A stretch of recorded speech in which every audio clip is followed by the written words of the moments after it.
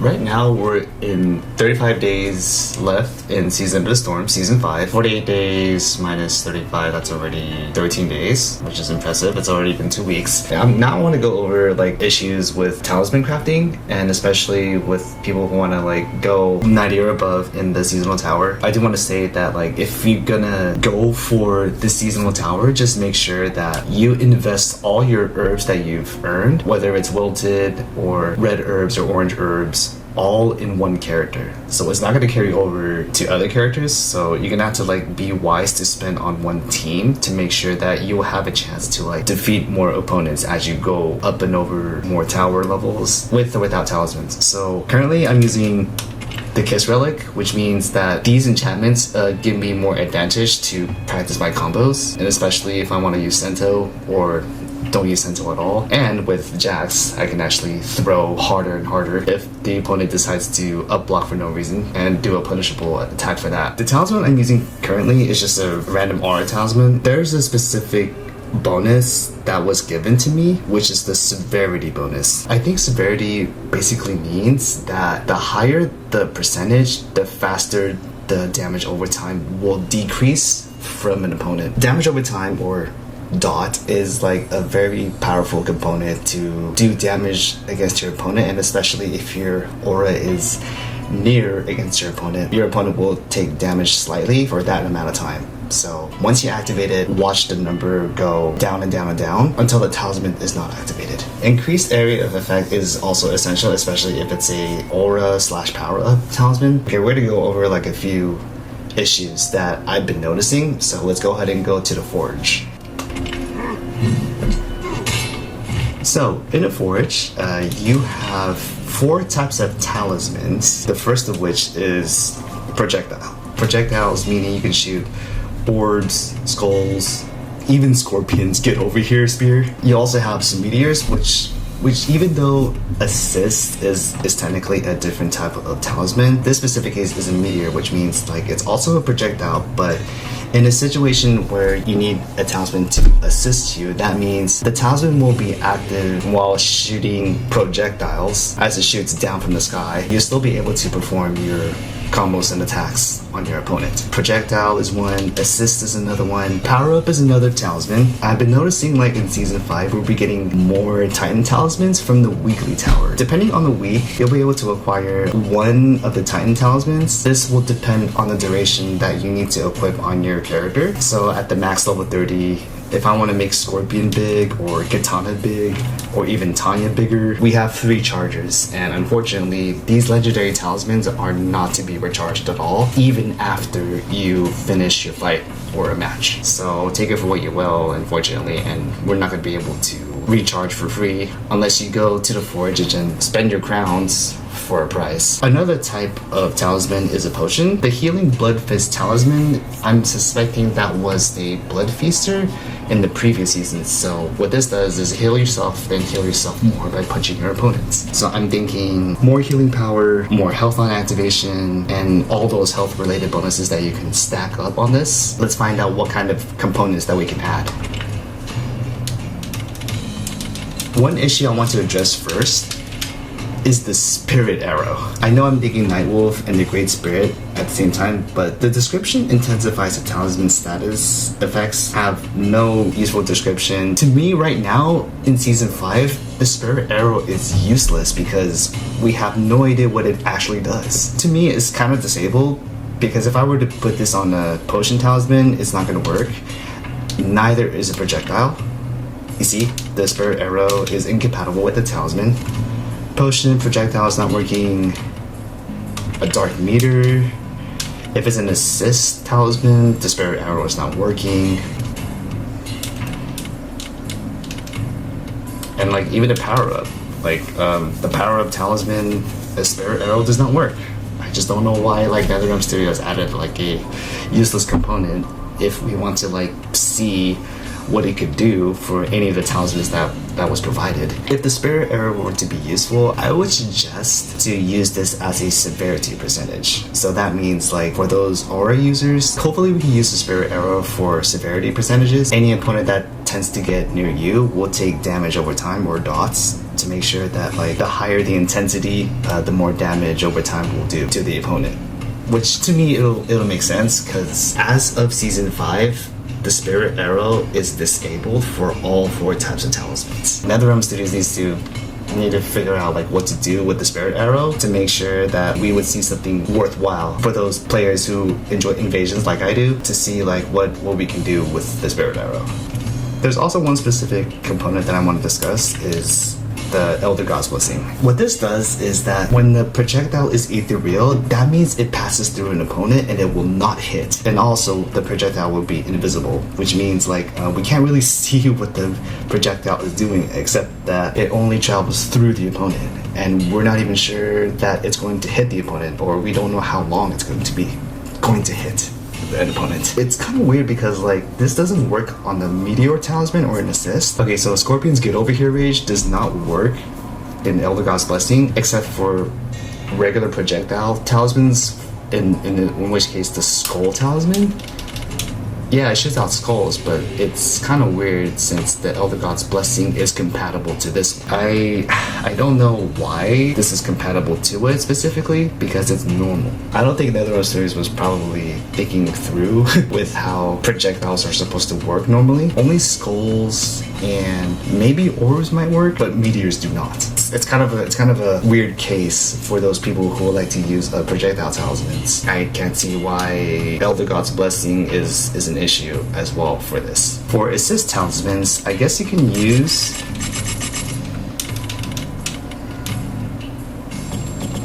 cannot use an overcharged battery, which increases the area of effect. Meteors do not have AoEs. It doesn't do that much damage, and it doesn't like do splash damage on the opponent if a meteor hits him, which doesn't make sense. Hourglass won't work on assist talismans like the meteor because it only shoots a dark meteor, but I think in order to like increase projectiles, you need to do plasma orbs.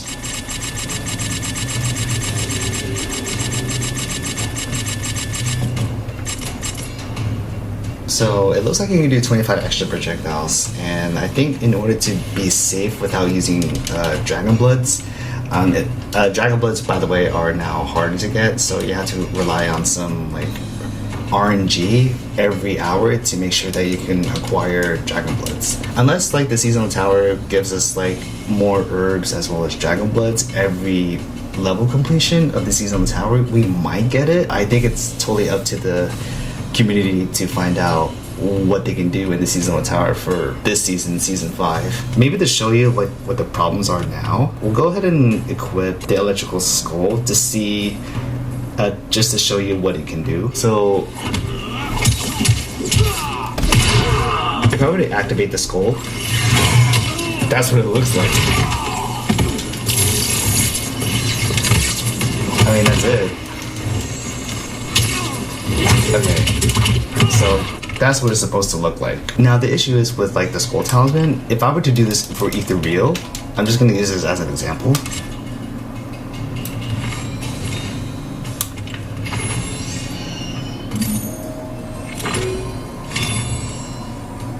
Alright, so we'll find out what the difference is. So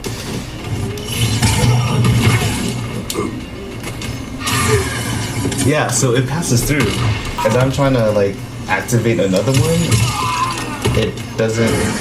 Okay, yeah, it only passes through. So Ethereal is probably not invisible, and it doesn't really hit. So it takes time to like activate another skull, which doesn't make sense. It shouldn't take so much time to do so. So I'll try to do this one more time. Yeah, it doesn't go through. It only just goes through. If you really have a hard time, if you make a mistake of crafting a talisman, you could just sell it to the collector. For the maximum level 30 talismans, you can just go to the Fangjang village. So if you want to like restart, do it all over again, you have to go to this mesa. So in the middle of Fangjang village, right before like the boss fight, this is where we have to get your refills. The Skull Talisman is a projectile, and keep in mind every stock refreshes every hour, so it'll depend if you end up getting like a common or an uncommon, in which case some uncommon talismans will pop up with a little bit of luck and RNG. In my case, like I don't see any uncommon talismans except for the one that I have already. We'll go over like Powerup, projectiles, as well as potions and what we can do for it. Page on Village, you could probably do more essences for an additional charge or more projectiles. Yeah, so each mesa will depend on what type of components you need. So now they're all scattered all over the place. You have to know where your specific component will be. Let's go over Shang's laboratory real quick. So if you go into Shang's lab, you can probably get some healing components, or like damage components, such as the Dragon Medallion. I'm just gonna go ahead and buy these. And healing components too, just because why not. In the ramparts, you can get some Edean charms, cooked meat, and distilled spirits.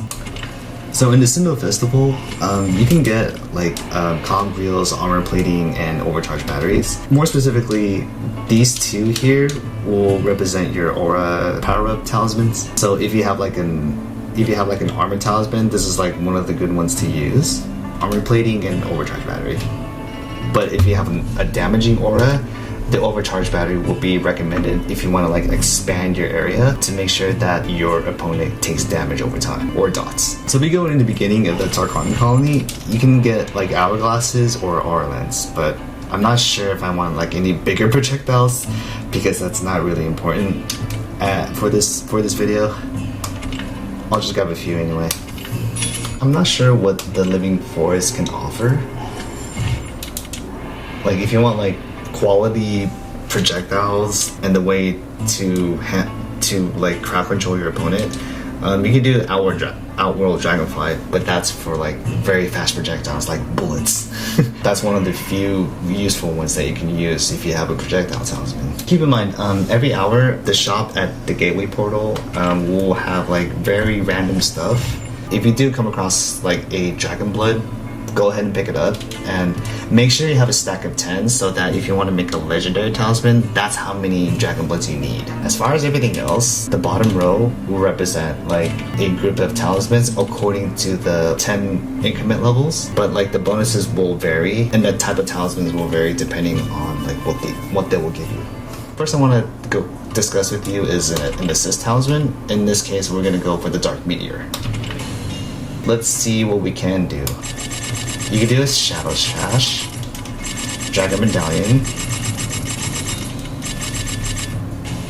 Dragonfly. I guess it makes sense because of the meteor.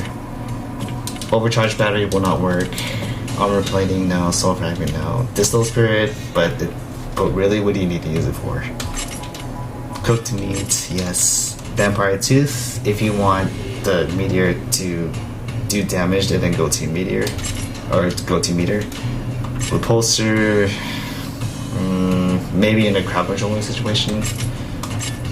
Hits of armor while you're under the effect of it. Big projectiles. Be sure to add these last if you're very sure that you can make it legendary.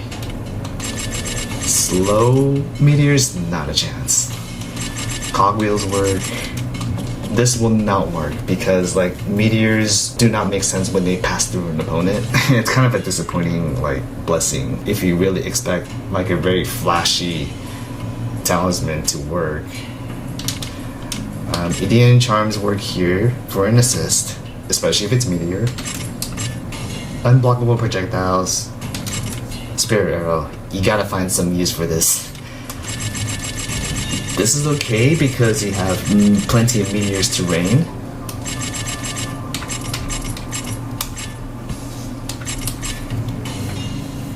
Hourglass does not work. Small projectiles, if you're into that. Essences will work. Stingers will work. You can pull the opponent closer, but that's what you can do for an assist meteor. So what you cannot use is the hourglass. Spirit arrow, obviously. Armor plating and soul fragments will not work here. Overcharged battery, we don't have any like aura effects on it, so that's what you can avoid. Alright, let's go over a power-up talisman. So this one, fortunately, I found this at the Finjan Village shop. So summon electric armor and a damaging aura. The reason why it's uncommon is because we already have a bonus, which is worth 300,000% armor health, which is insane. And I don't know how good the damaging aura is, but if we can, sure we can increase it. Sure, we can use a Sail Shash if like people tend to hit us, but I don't think it's necessary to use it. Dragon Medallions, Dragonfly, these two will not work. The area of effect is very useful. I don't know how big I want the damaging aura yet, but that's just like a very insane range for it. What else can I use? Cooked meat, of course. Distilled spirit. The soul fragment does not have a healing component, in which case it's like a waste for it. Armor plating, sure, you can get like additional hits if you don't feel comfortable with it. But to me, the armor plating is just excessive because the AI is gonna have a hard time hitting you and penetrate your armor, especially if it's electric. For crowd controlling situations, sure, you can use the repulsor or the focus man, but not the Orlans, other gods. Cogwheel, I don't think you need to make the activation faster. It's not necessary for that. The DNA charm, maybe you can increase it because you have like 3. Since this talisman has like 3 charges, you can actually put 1, 2, 3, 4, 5, which totals up to 3 charges per recharge. I don't know why. I don't know why NetherRealm Studios has nerfed this component. I just wish that like 1 charm equals a charge per recharge, not like 2 or 3. Jinsei, yeah, you can increase it if you want to. Hourglass might work, however long you choose to have this duration, but it looks like we're already at epic, which means it's kind of weird. So if I were to like hopefully max this out, but just this is a general idea of what to do if you want to have a powerful power-up talisman, especially if you have a damaging aura. It's legendary. Jeez. My god, this is so OP. If you want to add the Shadow Shash? Say that 10 times. Shadow Shash. That's a lot. 24% damage taken during activation. I think it's a waste, man. If you want to be untouchable throughout the whole seasonal tower, then maybe this is your thing. I don't know, man. Armor plating, maybe, if you want to be extra about it. Makes the talisman push away or pull away.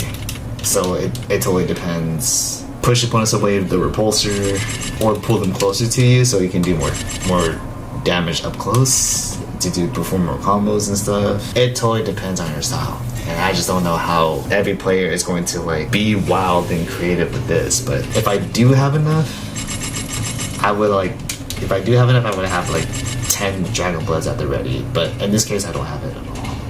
The Healing Blood Fist Talisman is a potion, which means like this is all the more obvious healing type of talisman heavy, so that means we can probably use increased healing, cooked meat. The damage won't be essential here, especially if it's just a potion. So this is a talisman that you need extra healing in case you're gonna die and lose like the round. Sure. Yeah, Spirit Arrow doesn't work on potions.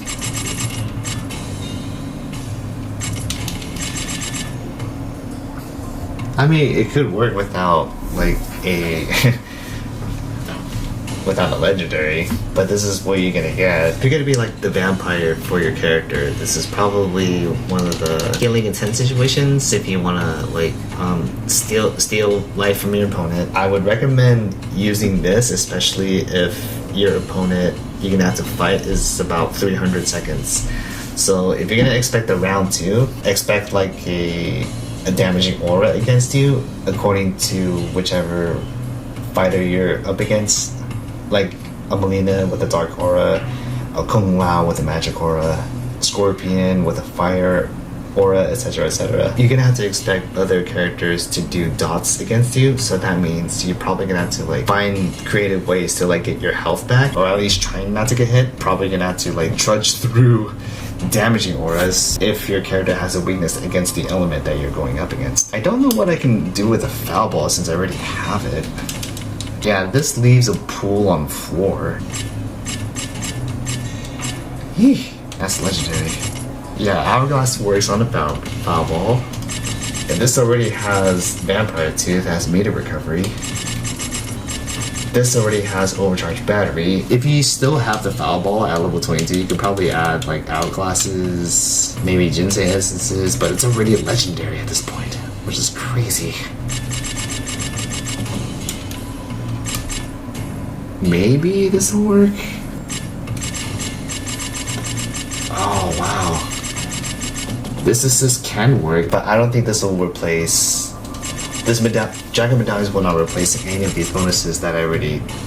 if I were to make them already. But I don't think that the trade-off would not be as good. It's not going to be just as effective if you're gonna fight against flying characters like Natara. Natara's annoying, by the way, and in order to put her on the ground, you're probably gonna have to do like an air combo and probably bust this up. Most likely it won't. You need a very creative way to use the foul ball if you want to ground your opponent. If you want the pool acid to work, probably gonna have to like stun your character in place, and then you can use it. Last but not least, we'll go over the projectile talismans. So for skulls, as I showed earlier in the video, there will be a difference between without an ethereal projectile and then ethereal projectile. I don't know why like the skull passes through. I was expecting like the skull would be invisible, but I guess it's not. One of the ways we can do with this is you can do Dragon Medallion. We could probably add 5 charges.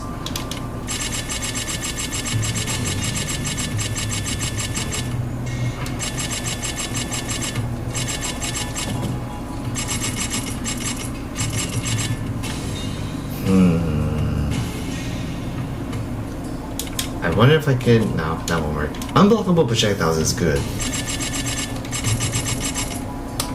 Yeah, like I don't know how many times you want to stack unblockable projectiles unnecessarily, but if you want to make it legendary all of a sudden, sure, stack it up for no reason. Just one of these will be fine. The trick with projectile talismans is like you need to be careful if you're going to add Dragon Blitz.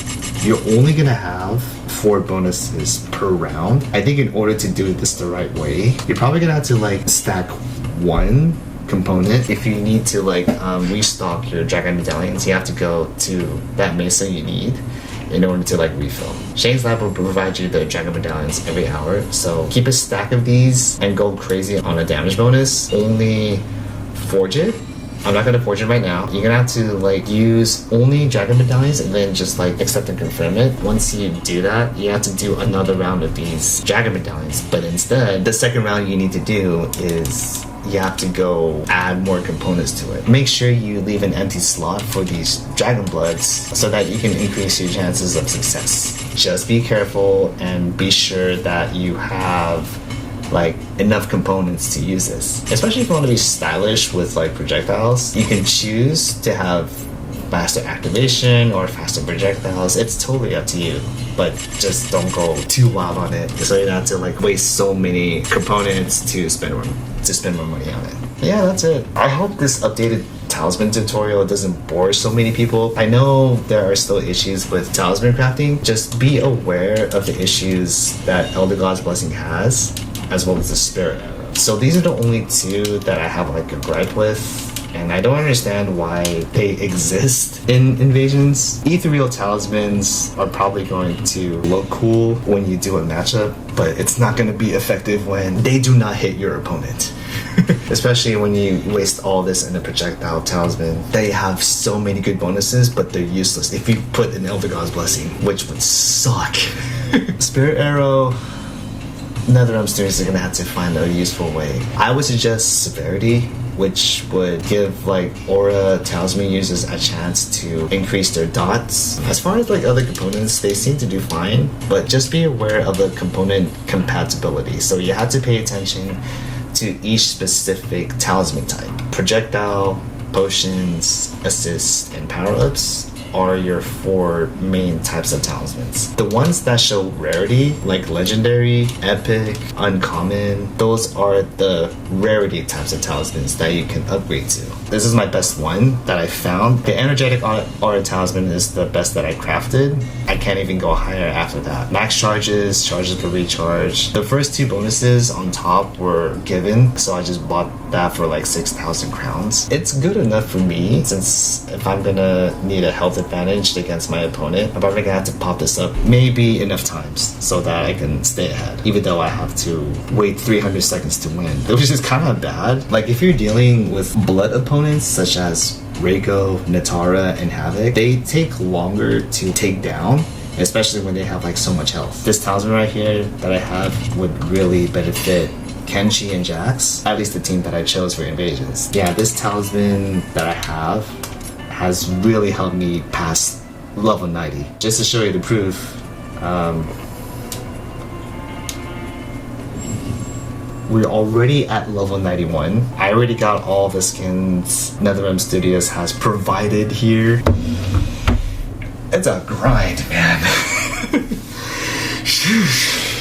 This season, I've never been so thrilled to see more Order of Darkness skins in this season, provided that like the invasions gave us a whole lot more than I anticipated. And I've seen several good ones, and then a little disappointed that I wanted to see more of the ones that I wanted to see. I'm gonna discuss that in another video where I take some ratings on each Order of Darkness skin that is acquired here. Keep in mind, the next video I'm going to make will be like the Order of Darkness video for Season of Storms invasions only. Yeah, I'm not going to touch upon the Combat League skins because those will not count towards the video. I can see why the Dark God Liu Kang Order of Darkness skin is acquired at Grandmaster when you reach there at rank 6. Until then, I hope like my updated talisman tutorial has given you like some more insight of what to craft if you want to like go higher than level 91 and above.